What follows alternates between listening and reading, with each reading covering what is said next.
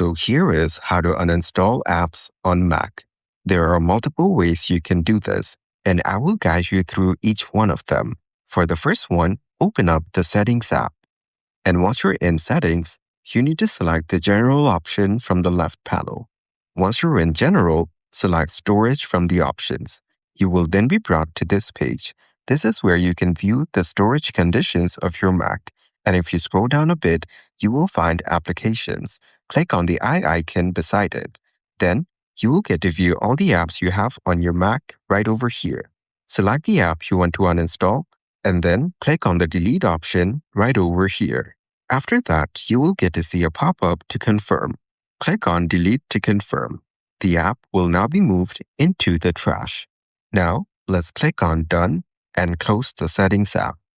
The other way you can do this is by heading over to Finder.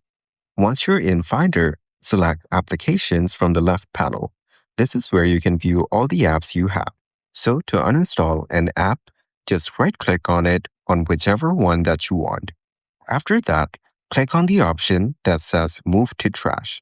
The app will then be moved into the trash. You can also drag and drop it into the trash in the bottom right corner. Another way is to click on the app and select File on the top left, and then look through the option and click on Move to Trash once you find it. You might be prompted to input your passcode depending on the app.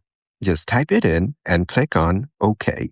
The app will then be moved to the trash. Once you're done, just right-click on the trash icon and click on Empty Trash. Or you can click on Finder on the top left corner and then select Empty Trash from the options here, and your trash with your deleted app files will be emptied. Just click on Empty Trash to confirm, and that's it. That is exactly how to uninstall apps on Mac.